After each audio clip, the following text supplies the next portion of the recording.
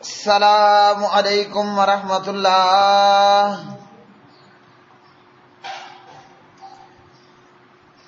ترجمہ تفسیر القرآن الکریم، سبق نمبر 390، سورہ توبہ، پارہ نمبر 11، آیت نمبر 123 تا 125۔ اعوذ باللہ من الشیطان الرجیم۔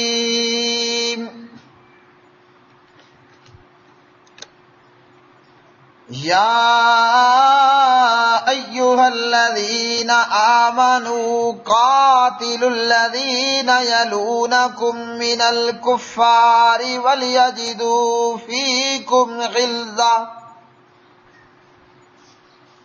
وَاعْلَمُوا أَنَّ اللَّهَ مَعَ الْمُتَّقِينَ۔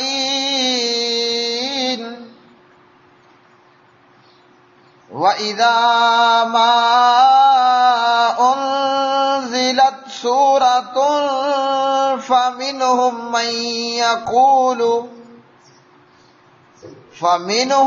مَنْ يَقُولُ أَيُّكُمْ زَادَتْهُ هَٰذِهِ إِيمَانًا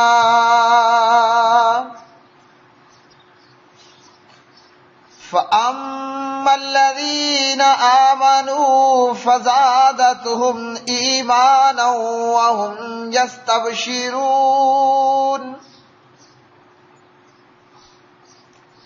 وَأَمَّا الَّذِينَ فِي قُلُوبِهِم مَّرَضٌ فَزَادَتْهُمْ رِجْسًا إِلَىٰ رِجْسِهِمْ وَمَاتُوا وَهُمْ كَافِرُونَ۔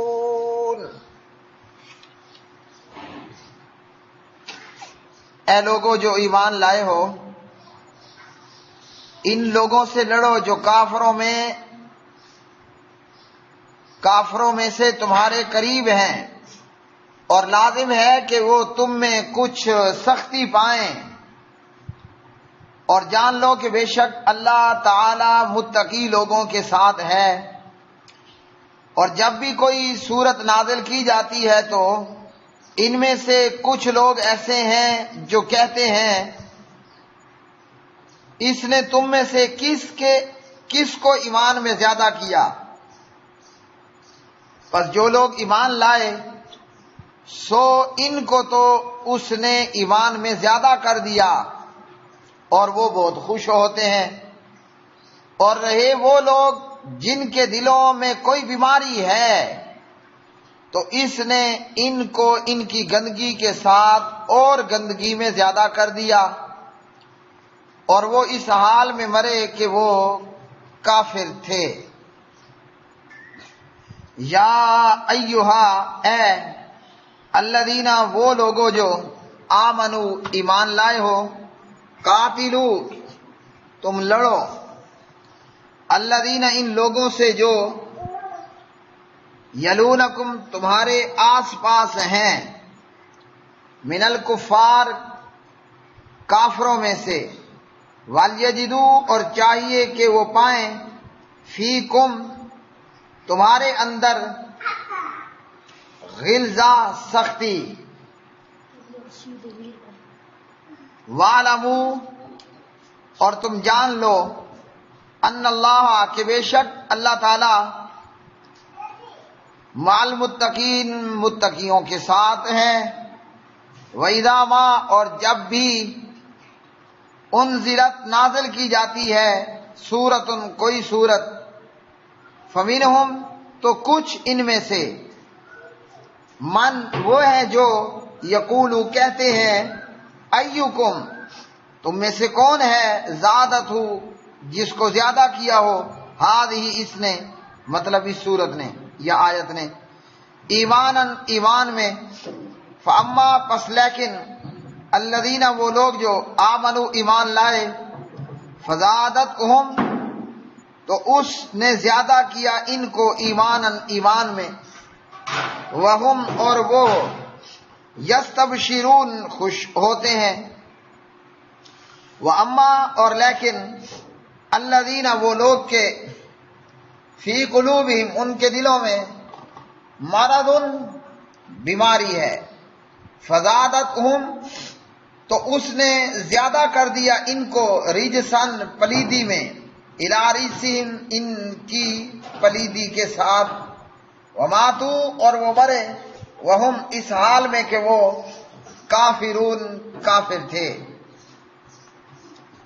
پیارے بھائیوں اور میری بہنوں، آج کا یہ سبق قرآن مجید فرقان حمید کی یہ آیات بینات، اللہ وحدہ لا شریک نے اس آیت میں کفار کے ساتھ لڑنے کا حکم دیا، کافروں کے ساتھ جہاد کرنے کا حکم دیا، اور یہاں ترتیب یہ بتائی کہ کافروں میں سے جو تمہارے جتنے قریب ہیں، آپ کہہ لیں کہ جن کافروں کی تمہارے ساتھ مسلمان ملکوں کے ساتھ سرحدیں لگتی ہیں، کہا کہ پہلے ان کافروں سے لڑائی کرو جو تمہارے قریب ہیں، مطلب جن کی سرحدیں مسلمان ملکوں کے ساتھ لگ رہی ہیں۔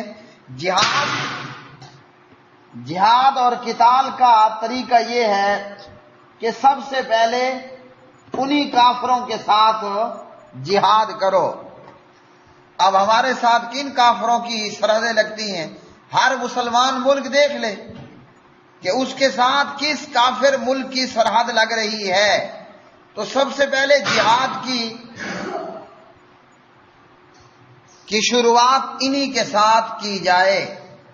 طریقہ یہ ہے میرے بھائیوں کہ کافر کو پہلے کہا جائے گا کلمہ پڑھ لو، پڑھ لے تو سینے سے لگا لینا ہے، ہمارا بھائی بن جائے گا۔ کلمہ نہیں پڑھتا تو اسے جزیہ دینا ہوگا، اس بدلے ہم اس کی حفاظت کریں گے، اور اگر یہ بھی نہیں کرتا تو پھر اس کے ساتھ لڑائی لڑنے کا حکم ہے۔ یہ ہے اقدامی جہاد کی صورت میں۔ اور جب دفاعی جہاد ہو کہ آپ پر مسلمان پر کافر نے حملہ کر دیا، اب نہ دعوت ہے نہ جزیے کا مطالبہ ہے، بلکہ اینٹ کا جواب پتھر سے دینا ہے۔ اگر وہ آپ پہ 10 میزائل مارے، آپ نے بدلے میں اس پہ 20 میزائل فائر کر دینے ہیں۔ اگر آپ کے ایک مسلمان کو وہ شہید کرے، آپ پورے کافروں کو جو لڑنے میں آپ کے مقابلے میں آ گیا سب کو نیست و نابود کر دیں، کخ بھی نہ چھوڑیں ان کا۔ تو جہاد کا طریقہ کہ سب سے پہلے قریب کے کافروں سے لڑائی لڑنی ہے، جہاد کرنا ہے، جیسا کہ دعوت و تبلیغ کے عمل میں اور میدان میں قریب سے قریب تک کو معاملہ کرنا ہے۔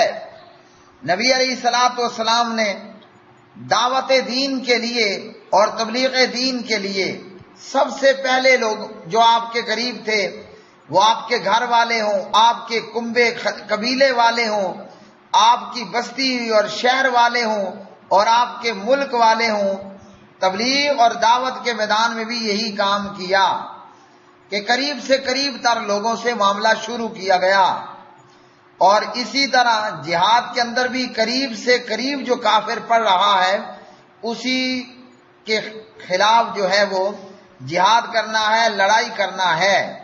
جیسا کہ پیارے نبی علیہ الصلوۃ والسلام نے دعوت و تبلیغ میں اور جہاد فی سبیل اللہ میں اپنی سیرت طیبہ میں ہمیں کر کے دکھایا۔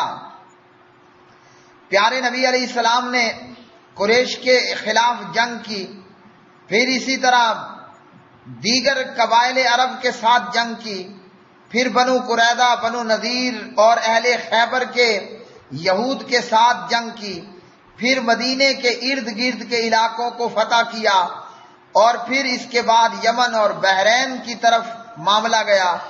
جب ان تمام سے فارغ ہوئے تو پھر تبوک کی مہم پر روانہ ہوئے اور ملک شام کے عیسائیوں کے خلاف جہاد کرنے کے لیے نکلے۔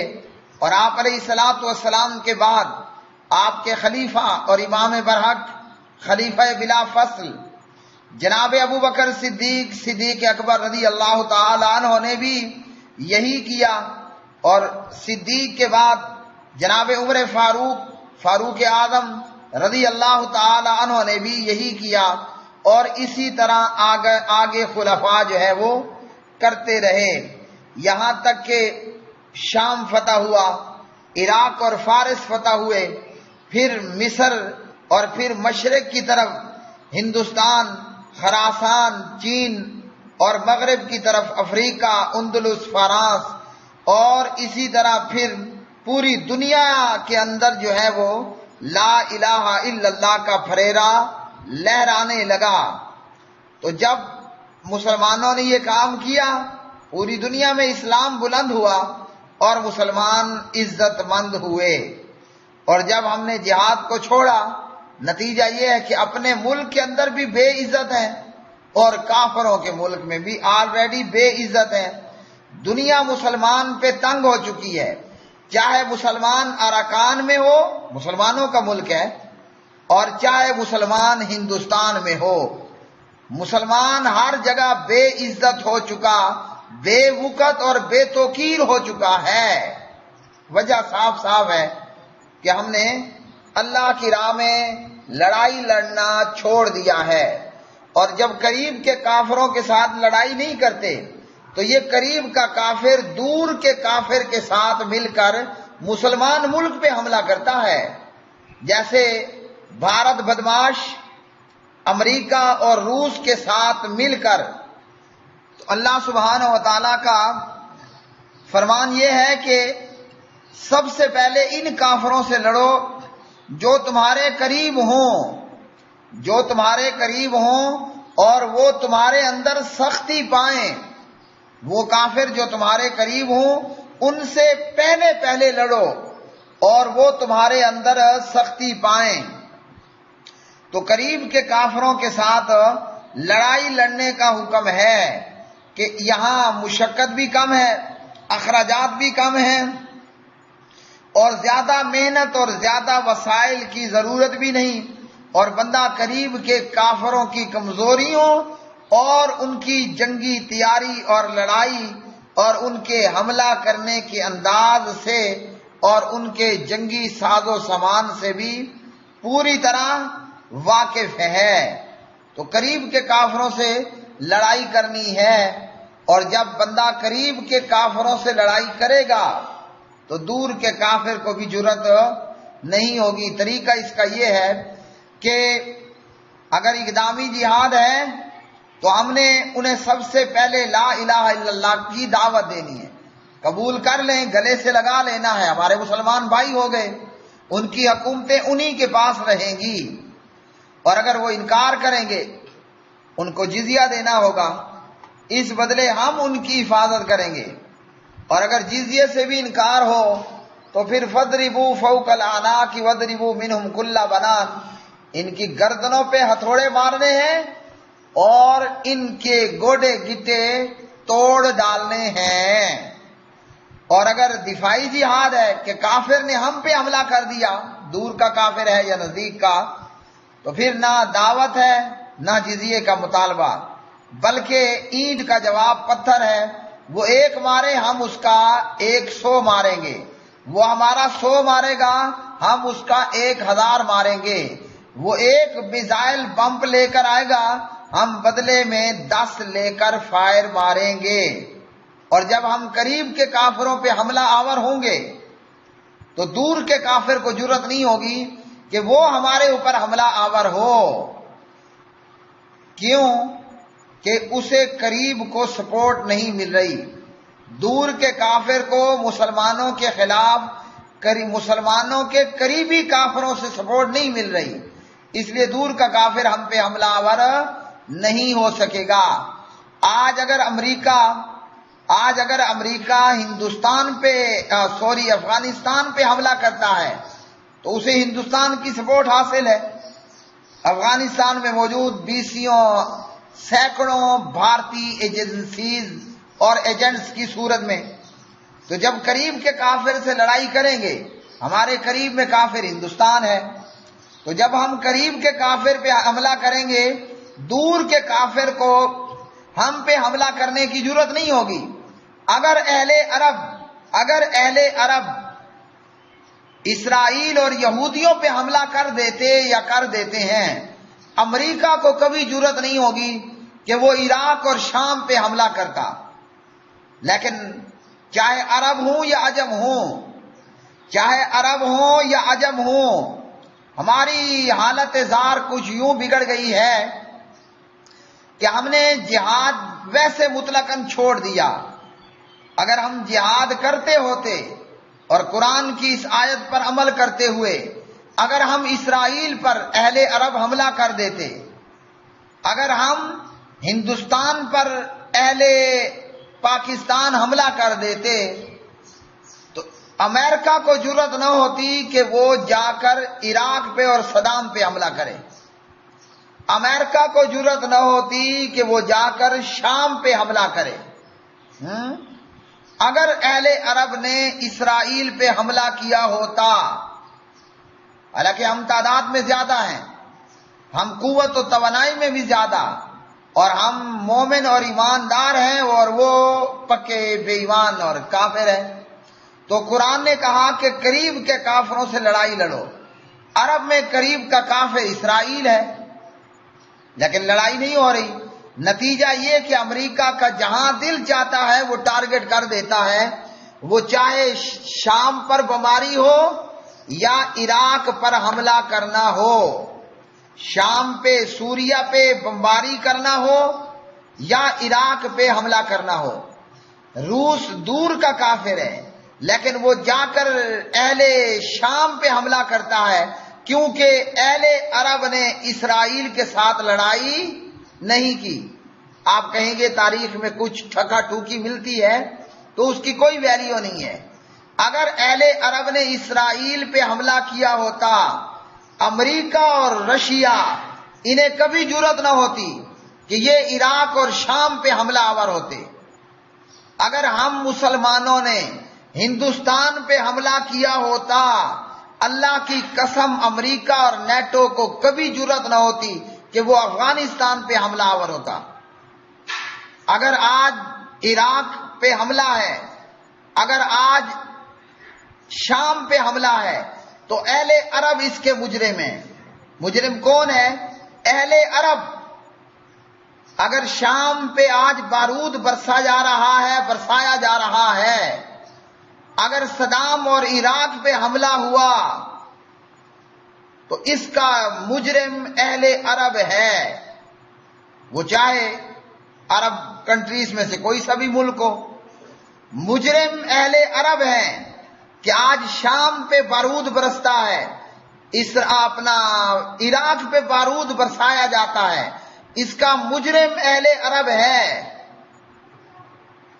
اور آج اگر افغانستان پہ حملہ ہوا اور ہوتا ہے، امریکہ اور نیٹو نے حملہ کیا، سینکڑوں قرآن پڑھنے والے بچے، سینکڑوں مائیں، سینکڑوں بوڑھے اور سینکڑوں مساجد کو شہید کر دیا گیا۔ افغانستان پہ حملہ اہل پاکستان مجرم ہے۔ اگر اہل پاکستان نے بھارت بدماش پہ حملہ کیا ہوتا، تو اس صورت میں کبھی بھی امریکہ کو جرأت نہ ہوتی کہ وہ افغانستان پہ حملہ کرتا۔ ہم مجرم ہیں کہ ہم نے ہندوستان پہ حملہ نہیں کیا، بھارت بدماش پہ حملہ نہیں کیا، اس لیے امریکہ نے افغانستان پہ حملہ کر دیا۔ اگر ہم اہل پاکستان نے بھارت بدماش پہ حملہ کیا ہوتا، تو ہندوستان کو کبھی جرأت نہ ہوتی کہ وہ ہمارے اٹوٹ انگ کشمیر پہ حملہ آور ہوتا۔ کشمیر پہ حملہ ہے، اور بھارتی بدماشوں آرمی کے لوگوں کی اگر مقبوضہ کشمیر میں گھس بیٹھ ہے، تو اہل پاکستان مجرم ہے۔ فلسطین پہ حملہ اہل عرب مجرم ہے، عراق پہ حملہ اہل عرب مجرم ہے، شام پہ حملہ اہل عرب مجرم ہے، افغانستان پہ حملہ، کشمیر پہ حملہ اہل پاکستان مجرم ہے۔ اب میرے بھائیوں، یہاں ایک بہت بڑی فقہ کی بات، قرآن نے کہا کہ قریب، کل آپ کو بتایا نا تفقہ فی الدین کے حوالے سے، تو قرآن مجید نے ہمیں بتایا قریب کے کافروں کے ساتھ لڑائی لڑو، حملہ کر دو، اٹیک کر دو۔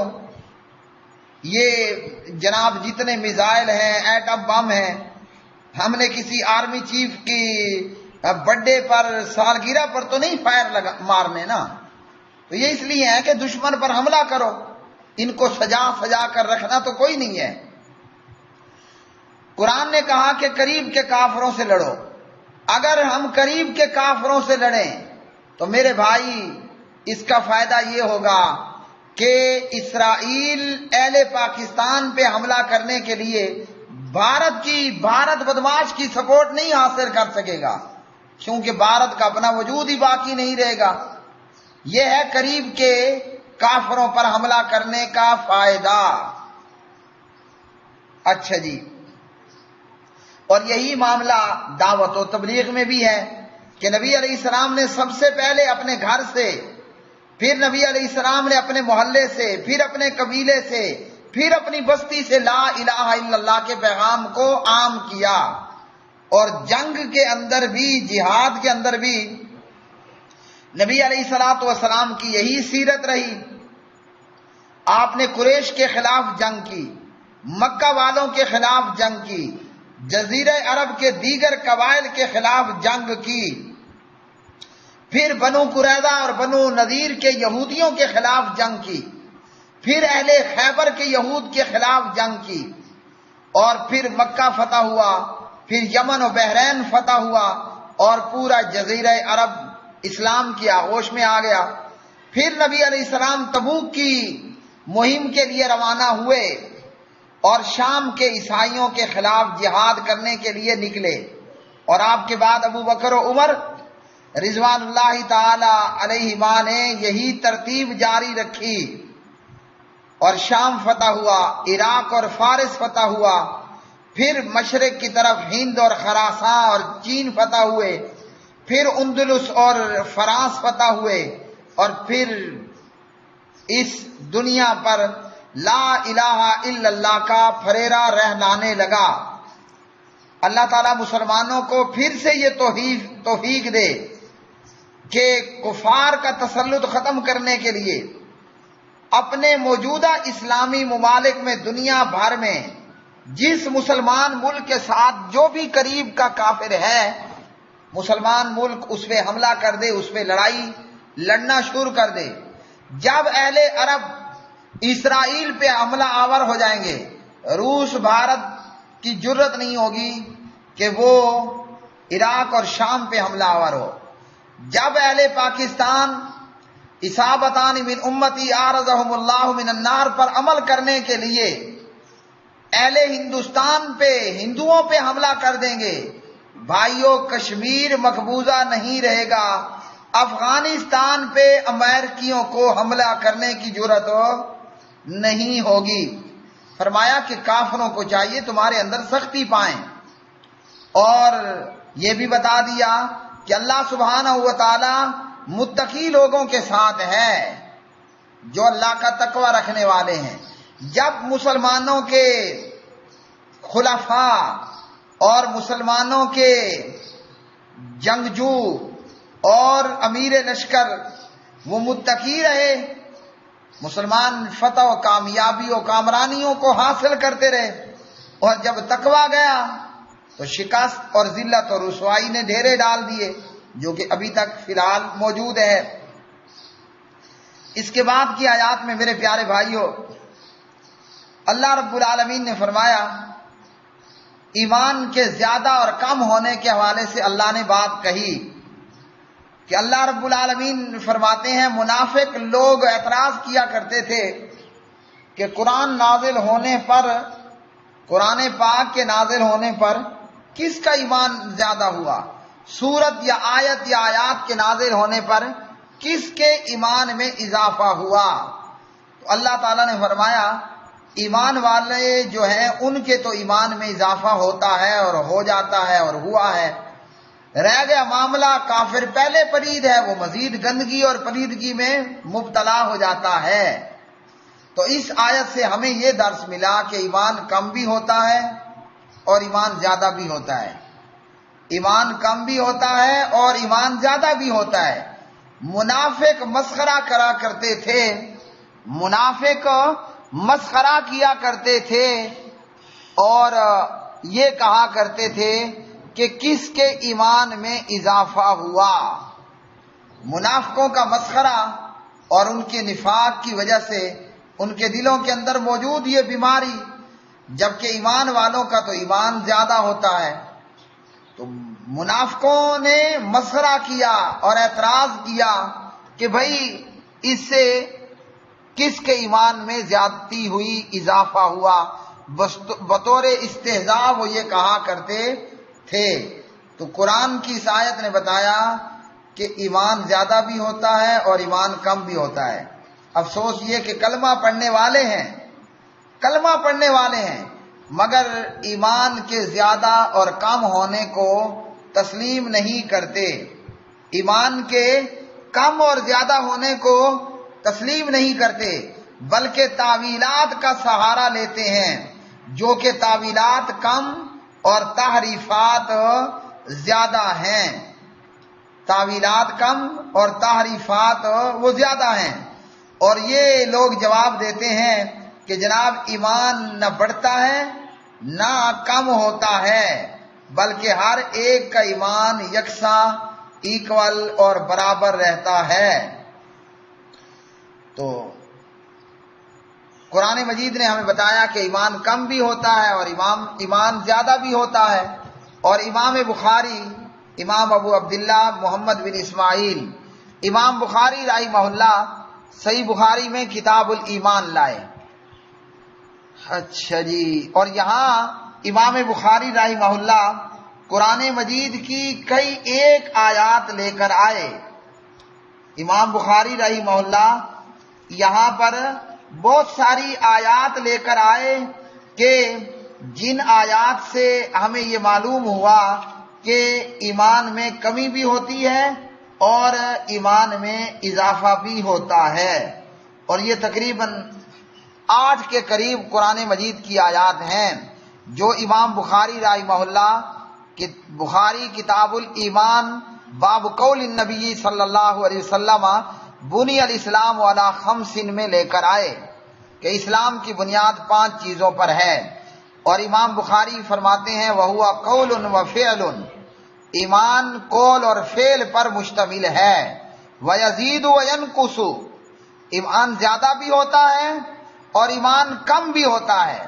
اور پھر دلیل پر قرآن کو پیش کیا، لِيَزْدَادُوا إِيمَانًا مَّعَ إِيمَانِهِمْ، اسی طرح وَزِدْنَاهُمْ هُدًى، اسی طرح وَيَزِيدُ اللَّهُ الَّذِينَ اهْتَدَوْا هُدًى، اسی طرح وَالَّذِينَ اهْتَدَوْا زَادَهُمْ هُدًى وَآتَاهُمْ تَقْوَاهُمْ، اسی طرح وَيَزْدَادَ الَّذِينَ آمَنُوا إِيمَانًا، اسی طرح أَيُّكُمْ زَادَتْهُ هَٰذِهِ إِيمَانًا فَأَمَّا الَّذِينَ آمَنُوا فَزَادَتْهُمْ إِيمَانًا، اسی طرح فَاخْشَوْهُمْ فَزَادَهُمْ إِيمَانًا، اسی طرح وَمَا زَادَهُمْ إِلَّا إِيمَانًا وَتَسْلِيمًا۔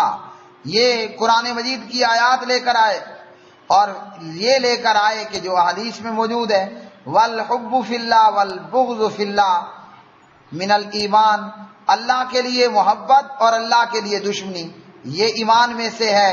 اور اسی طرح لے کر آئے وَكَاتَبَ عمر بن عبد العزیز إِلَىٰ عَدِي بن عدی بن عدی، کیا لے کر آئے کہ عمر بن خطاب نے جو ہے وہ عدی بن عدی کو لکھا، عدی بن عدی کو لکھا، یہ ان کے گورنر تھے، کہ ایمان کے لیے فرائض، احکام اور حدود اور سنن ہیں، جس نے ان کو پورا کیا اس نے اپنے ایمان کو مکمل کر لیا۔ ان للایمان فرائض وشرائع وحدودا وسننا فمن استکملها استکمل الایمان ومن لم یستکملها لم یستکمل الایمان۔ اور اسی طرح اور بہت ساری چیزیں کہ جو امام بخاری رحمہ اللہ لے کر آئے۔ پھر امام بخاری رحمہ اللہ لے کر آتے ہیں باب امور الایمان، امور ایمان کا بیان۔ اسی طرح امام بخاری رحمہ اللہ پھر یہ باب لے کر آتے ہیں کہ باب من الایمان ان یحب لاخیہ ما یحب لنفسہ، یہ بھی ایمان میں سے ہے کہ اپنی پسندیدہ چیز کو اپنے بھائی کے لیے پسند کرنا، یعنی جو خود کو پسند ہے وہ دوسروں کے لیے بھی پسند کرے۔ اسی طرح باب لے کر آئے حب الرسول من الایمان، محبت رسول اللہ صلی اللہ علیہ وسلم ایمان کا حصہ ہے۔ پھر لے کر آئے باب حلاوت الایمان، ایمان کی مٹھاس کا بیان۔ پھر لے کر آئے باب ہے علامت الایمان حب الانصار، انصار صحابہ سے محبت کرنا یہ ایمان کی نشانی ہے۔ اور اس طرح بہت ساری چیزیں، تو پتہ چلا کہ ایمان کم بھی ہوتا ہے اور ایمان زیادہ بھی ہوتا ہے۔ جبکہ ان دیوبندیوں بریلویوں نے کیا کہا، ایمان بس ایک جگہ جامد ہے، نہ اس میں اضافہ ہوتا ہے نہ اس میں کمی ہوتی ہے، نہ اس میں سکریچ آتے ہیں اور نہ اس میں کوئی صفائی ستھرائی ہوتی ہے۔ تو آخر دعوانا الحمدللہ رب العالمین۔